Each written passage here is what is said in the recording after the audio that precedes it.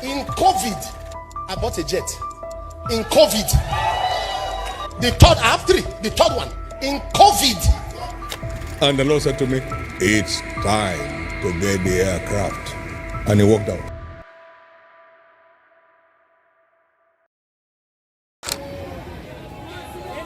Welcome to Nigeria, where the prosperity gospel has taken center stage.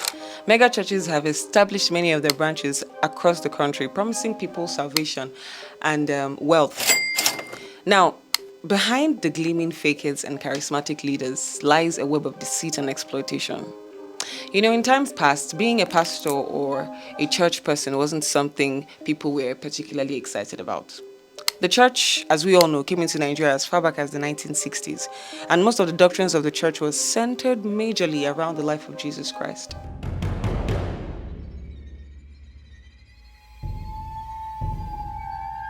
Oyedepo's corruption, and Oyedepo actually corrupted them. Oyedepo corrupted Ashimolowo, Oyedepo corrupted Adeboye. The place I used to trek, carrying this gospel and enjoy the insults of people. I fly my helicopter across the place today. Hallelujah. Praise the Lord. In a time you have been very mad to think that a pastor will fly a helicopter. In the 1980s, Nigeria's economic crisis created a fertile ground for Pentecostalism.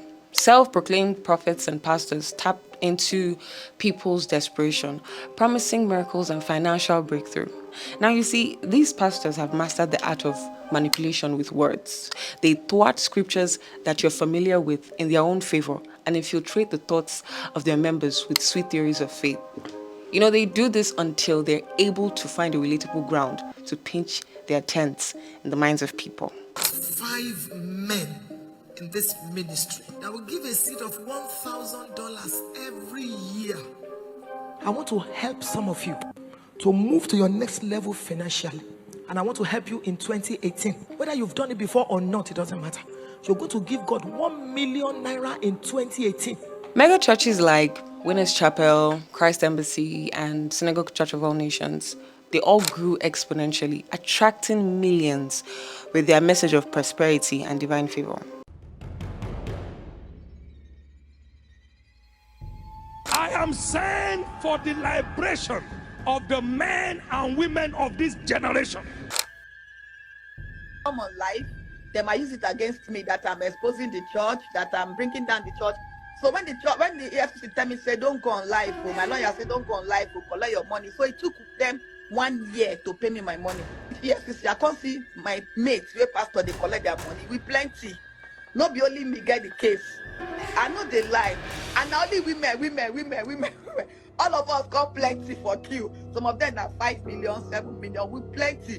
They got to say, are you people learn your lesson? I say, I swear, even all free, I know they give. Tithe. Lie. See, I know we give tithe. Now, Mary used to be a devoted member of Agape Christian Ministries until she had a very heartbreaking encounter with the church and its leaders. Now, Mary was a lady who was fond of confiding in her pastor with important details of her life, if she had any. Things she wouldn't tell her parents, close friends, and even her lover. She would rather tell the pastor. Now, fast forward to when she wanted to acquire a property as part of her investment plan. The amount was beyond her capacity, so she decided to see her pastor concerning the matter. The pastor told her to give him the money instead, and he would put it in a business that would give her a return of 1 million naira interest monthly. She did so, and in a space of 5 to 6 months, without hearing from the pastor, she got worried and decided to ask for a refund. She didn't want the money anymore. She was no longer interested in the business and just wanted her 14 million naira back.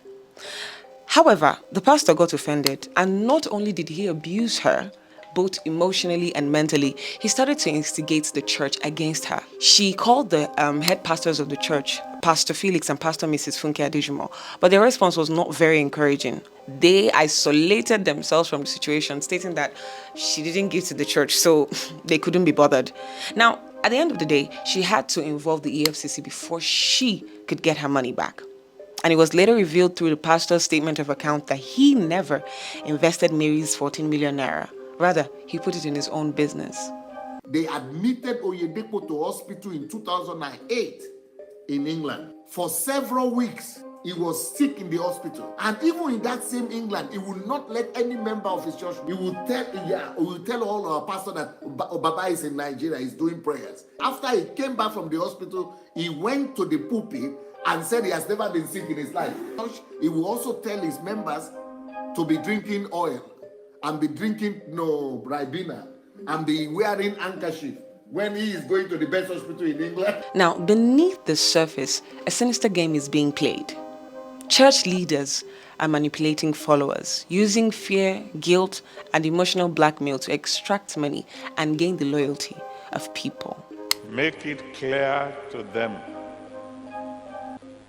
Anyone who is not paying his tithe is not going to heaven. Full stop. So giving your tithe to him provokes his blessings upon your life. This church began tithing on a business scale. That is, we calculate what it is in everything and tithe it. Tithes, offerings, and seed sowing have become the order of the day. It's become the lifeblood of these churches. Now, followers are convinced that their financial sacrifices would yield divine rewards without significant effort made by the individuals. They make you believe that your faith is enough to get you rich, and if you sow a seed, that you can just sit back indoors, pray, and money will enter into your account from an unknown destiny helper. And the Lord said to me, it's time to get the aircraft. And he walked out. God does not need no donation from you. Your giving is a spiritual transaction.